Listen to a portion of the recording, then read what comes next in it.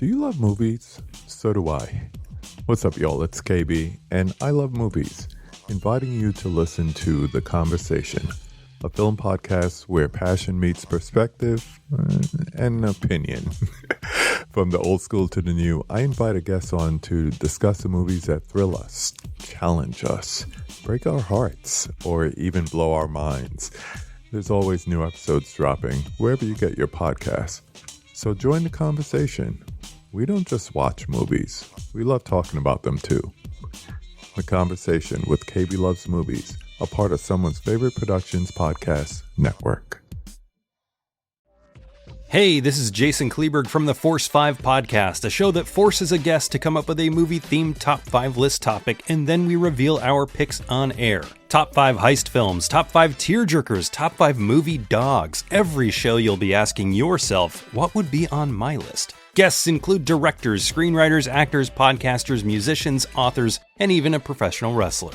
Subscribe to the Force 5 podcast, and you won't just be a listener, you'll be a list nerd. The Force 5 podcast, available wherever you're listening now.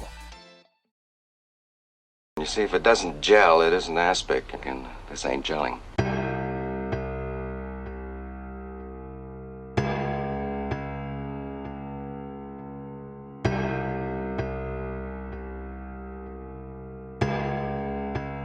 Welcome to Wake Up Heavy, the world's greatest horror movie podcast.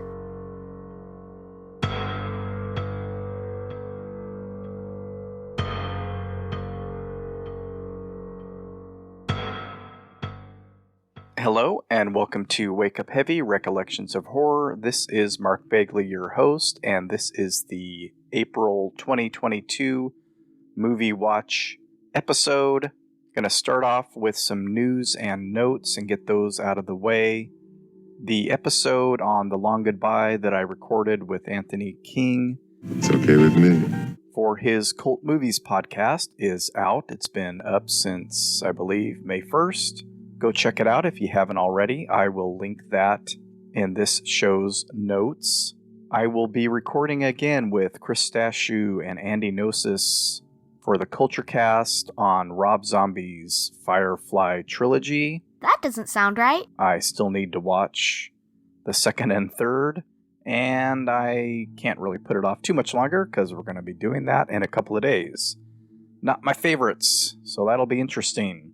Yes, in case you were wondering, I do have ideas for upcoming episodes. Quite a few ideas, actually. A couple different little limited series. For one of those, I need a bit of help tracking down some movies, and that is kind of the point of this series. And I'll get into that more as it develops. It's been a while since I did something other than these news and notes and movie watch episodes, but I am percolating stuff in my head. There was a fish in the percolator. For April, like March, this was a pretty stacked month of movie watching, and there is a particular reason for that, which I will get to in a little bit. But as I like to do, I will start with the family watches and my watches with Cleo, which are generally rewatches, introducing her to movies either that I like or that my wife and I like. So that's what a lot of these are with her this month.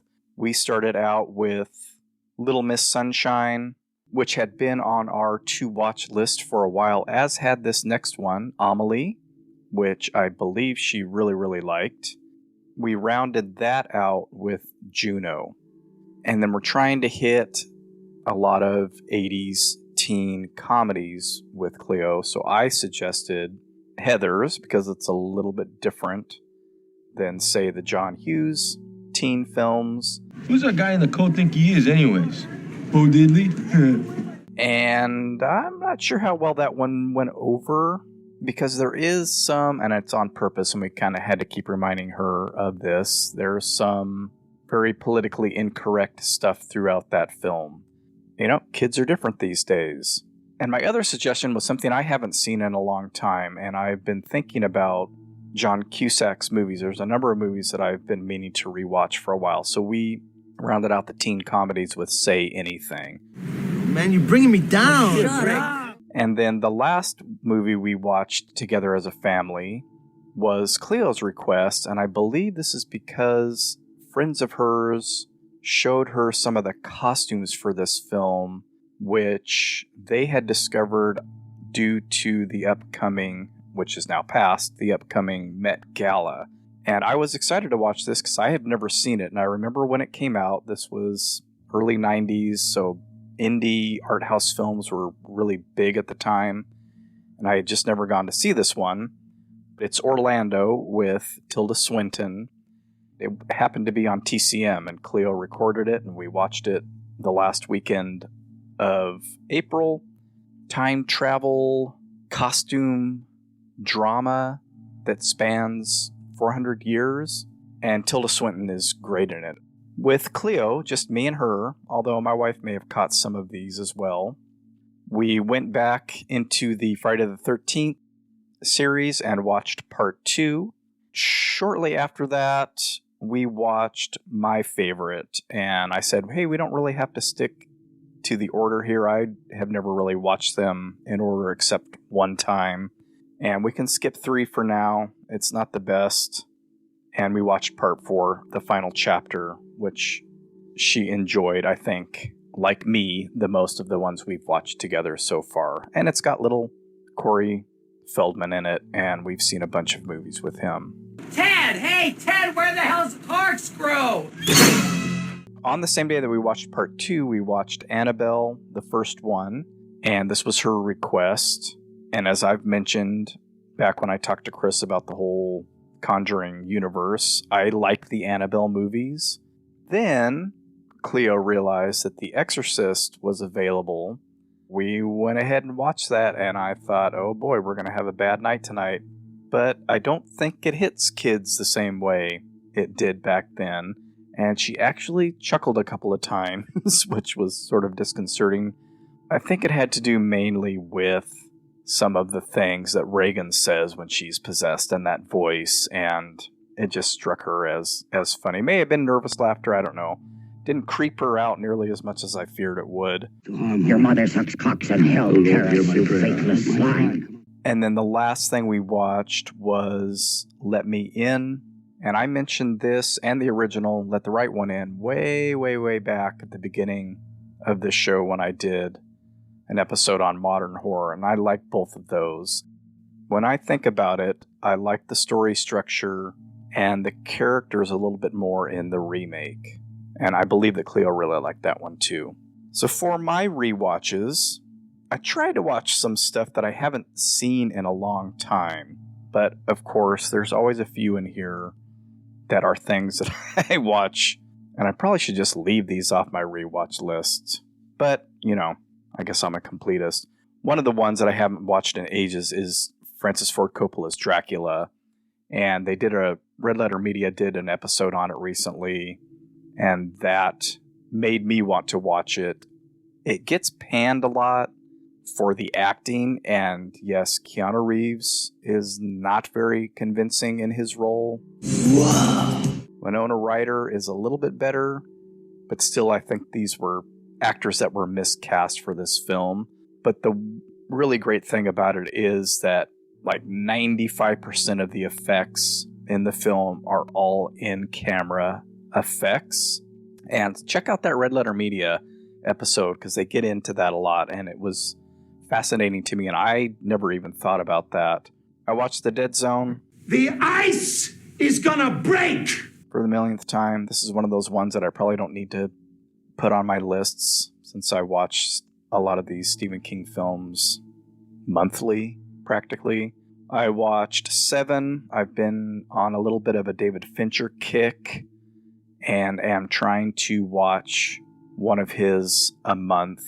I watched Zodiac during my birthday month, or on my birthday day. Of course, The Long Goodbye I watched for Anthony's show. It's okay with me. As well as The Big Lebowski. And if you listen to the episode, you'll understand that. And that got me on a neo-noir kick, so I went back and watched Blood Simple, the Coen Brothers' first film. It's been a while since I watched it. I happened to catch, and this movie I've talked about on the Modern Horror episodes and other times along the way. It was late at night, and I caught Green Room about 10 or 15 minutes after it started, and I got sucked in, and that movie is so brutal, and the violence in it is so realistic. It just grabs me, so I had to finish that out. Another A24 film, although I've only seen this one once in the theater, hadn't gone back to it, is Robert Eggers' The Lighthouse, and I decided to watch it because his new movie's out, which I'm sure I won't see until it streams. It's a darn good movie. You're fond of me, lobster. I rewatched De Palma's The Fury, and again, this is someone who I try to watch something from nearly every month. This isn't one of my favorites. It's kind of like Carrie Part 2, and it's a little overlong, but there are a lot of interesting things in it, especially the ending. I rewatched Deep Red, and I was inspired to watch this because of a new movie that I had watched that had Tony Masanti in it. He's in The Bird with the Crystal Plumage. I had watched that recently and wanted to watch another Argento. It's been a while for Deep Red, so I watched that. One of my favorites of his. Oh, here we are back to De Palma. I watched The Untouchables, which I haven't seen in years. A man become preeminent, he is expected to have enthusiasms. I saw that in the theater when it came out because I was a De Palma fan and a Robert De Niro fan. And then I finished out the month of rewatches with Possession with Sam Neill and Isabella Gianni. It is the most insane film from 1981. The main reason I had a lot of watches is on April 9th, my daughter and my wife went out of town to go see Billie Eilish play in LA, and this was a concert that they were going to go to in April of 2020, which of course got canceled. So 2 years later, they finally got a chance to go see her. I stayed home with the animals and figured I'm going to watch as many movies as I can. So this is sort of a mix of rewatches and some new watches. I started out the day, and they left pretty early, so I got up when they did. Pretty much started watching movies right after they left. The night before, on TCM's Underground, they had a double feature of Killer Party and Hell Night. And Killer Party is a movie that I couldn't remember if I had seen. It's been on my watch list for a while. And as I started watching it, I was like, well, this doesn't look familiar at all. So I pulled up my old Excel spreadsheet. This is how I used to keep track of movies so that I wouldn't rewatch stuff over and over again. And it was on there. And I had put on there that it was forgettable. So apparently it was, because I barely remembered anything of it. I think I enjoyed it a little bit more this time. It is a little slow. It has that tone that doesn't quite connect with me. The theme of that with Killer Party and Hell Night are initiations gone wrong, and that makes me think of One Dark Night, which is a film that I watched a few years back as well. Didn't really care for all that much. A lot of the effects in that are not the greatest, and there's a lot of padding in that movie. And I thought, well, I'm giving Killer Party another shot. I'm going to give One Dark Night another shot. Again, enjoyed it a little bit more. Even though some of the effects are not that good, there are some that are that sort of grossed me out a bit. And as I mentioned, they played Hell Night, but that's streaming on Shudder, so I started watching that as well. And while I was watching that, my friend Ronnie was making his way over, and we were going to watch something together since I was having a bachelor weekend. And we watched Mandy with Nicolas Cage. It's crazy evil. Which, of course, is a rewatch for me. I've done an episode on that. His first time, though, so that was cool. And then we finished up Hell Night when that was over. He went back home. I tried my hand at another sword and sorcery film, Kroll, which I had done a search for and wasn't available. It is now. I think it might be on HBO Max. Still not working for me. I finished the movie. It had, again, some interesting effects, but overlong and just not my thing. And I got kind of stumped, and I wasn't sure what else to watch. And I was going through Canopy, because I always forget to look through their stuff. They have a lot of interesting things that you can't find elsewhere.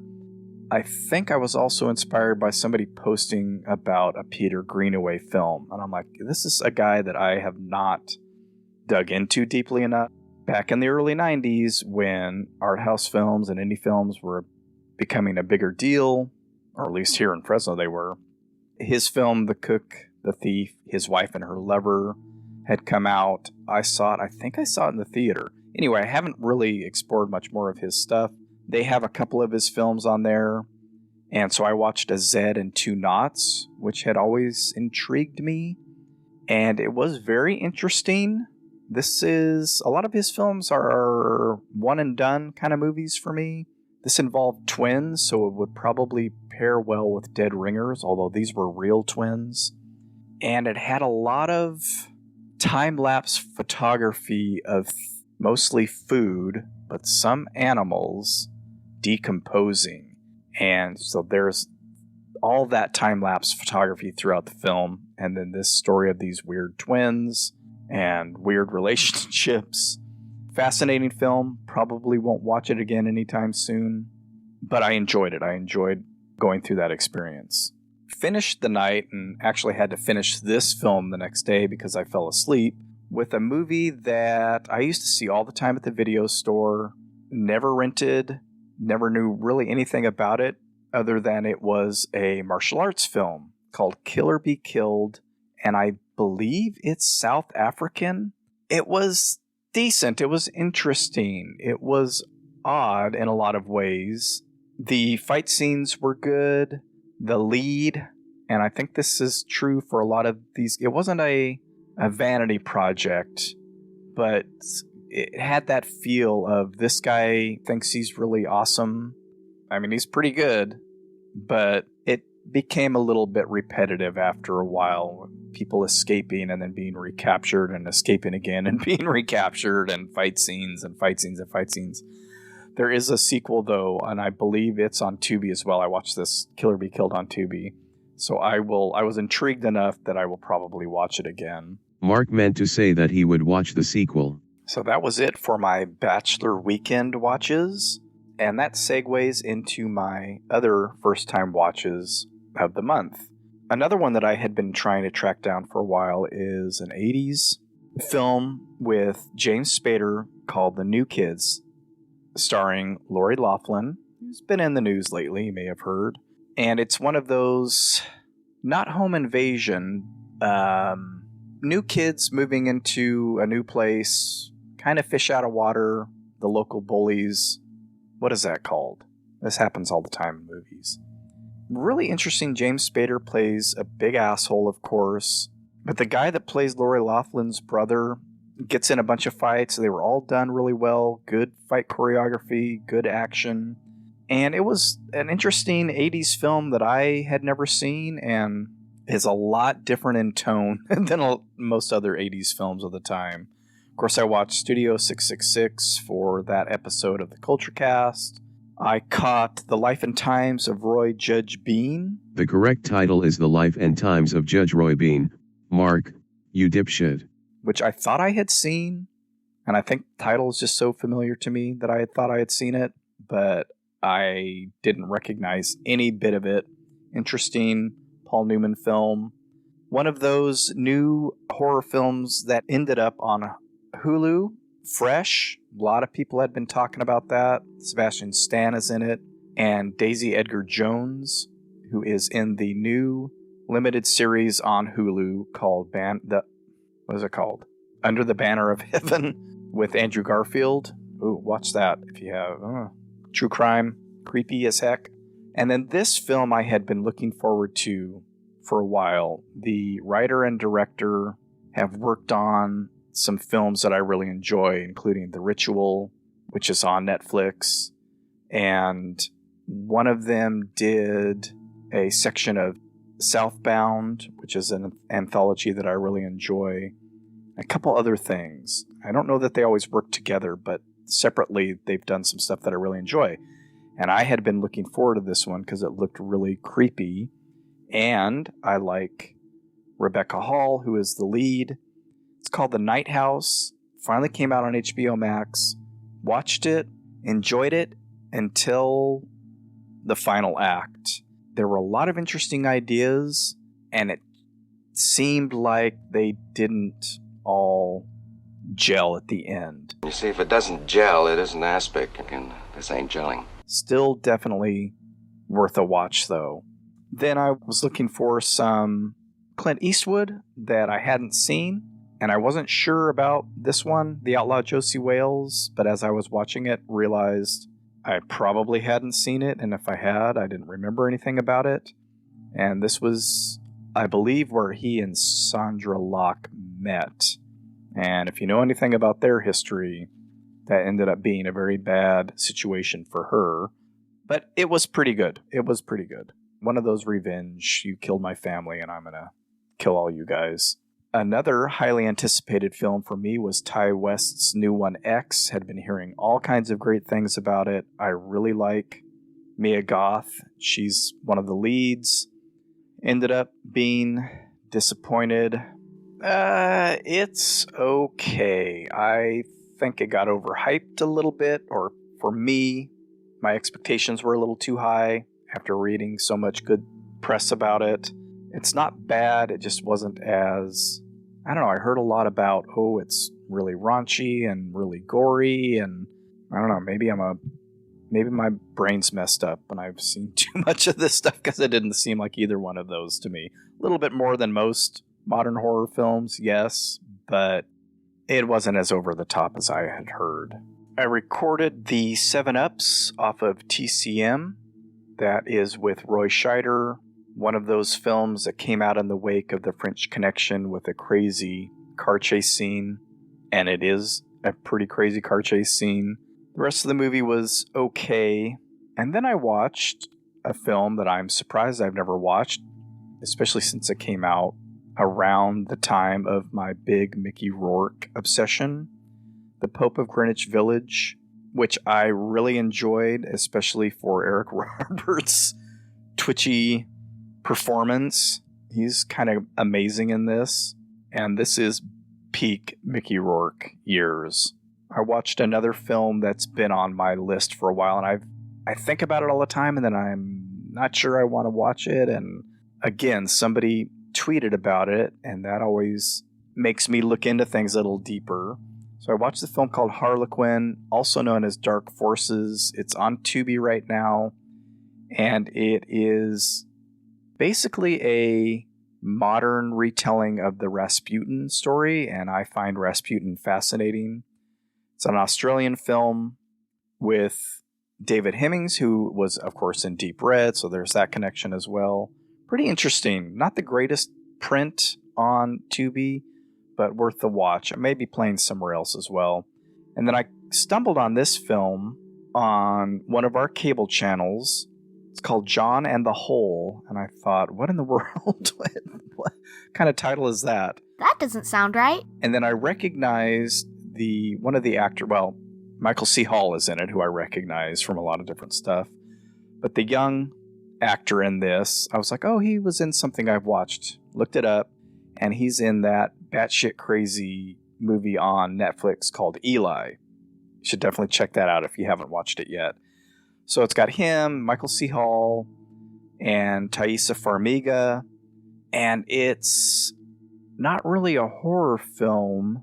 It made me think of Super Dark Times, which I believe is one of the films that one of the guys that did The Night House worked on. So that's another movie of theirs that I liked, or his.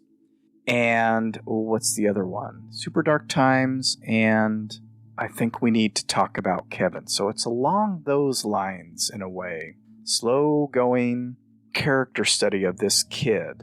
And then I ended up seeing him shortly thereafter in a film that I didn't finish watching, but a more recent film with Carrie Coon and Jude Law called The Nest. He's also in that. Pretty good little actor.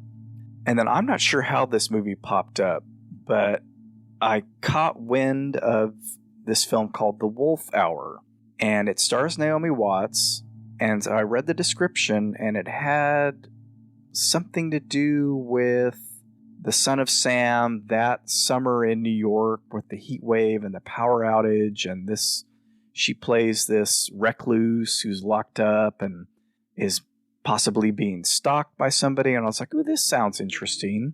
Knowing, though, that Naomi Watts has done some not-so-great films recently, and there was one in particular called The Shut-In that ended up being an absolute dud. And I thought, well, I'll give it a chance.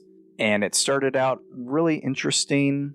Like The Night House, though, it never quite gelled. Didn't all come together. You see, if it doesn't gel, it isn't aspic, and this ain't gelling. The Son of Sam thing ended up being totally irrelevant to the story. Maybe not as bad as The Shut-In, but not her best. And then thanks to Twitter again, a movie that I had been looking at called Copycat with Sigourney Weaver and Holly Hunter and Dermot Mulroney. This was one of those Silence of the Lambs-esque films that came out in the early to mid-90s. Female FBI or police officer tracking down a serial killer. It's super computery. Lots of typing, lots of things happening on the computer, lots of old funky graphics and stuff. They say GIF, I don't know how many times. Not bad, pretty interesting. Holly Hunter's great in it. And then I finished off my new first-time watches with another Roy Scheider film. I was looking for something from Jonathan Demme that I hadn't seen, and this popped up, and it's called The Last Embrace, and I don't honestly think I've ever even heard of it. Roy Scheider, Janet Margolin, Christopher Walken's in it for a quick minute, Mandy Patinkin is in it for a hot second, Max Wright, the dad from Alf, is in it, and some of Demme's regulars like Charles Napier. Mark forgot to mention that Joe Spinell is in it ever so briefly as well. Very Hitchcockian, not one of Demme's best, but you can see where things are headed at this point.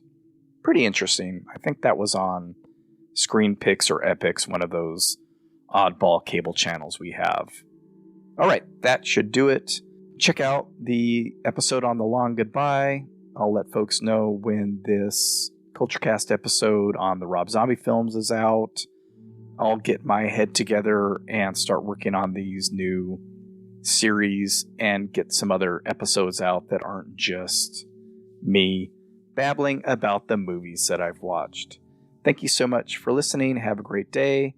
Have a good week. Stay safe, be smart. And Lola is taking us out. Don't forget. Anything can happen when you wake up heavy. Mark, you dipshit.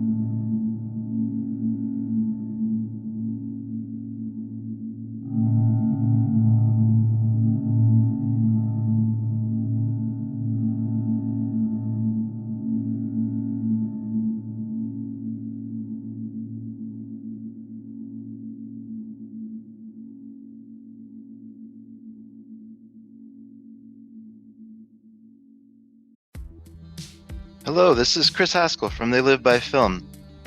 For those that don't know us, Adam, Zach, and I, we built a podcast over the last 2 years that's a combination of film discussion from 3 very different perspectives, as well as industry interviews with the leaders in boutique Blu-ray and 4K community.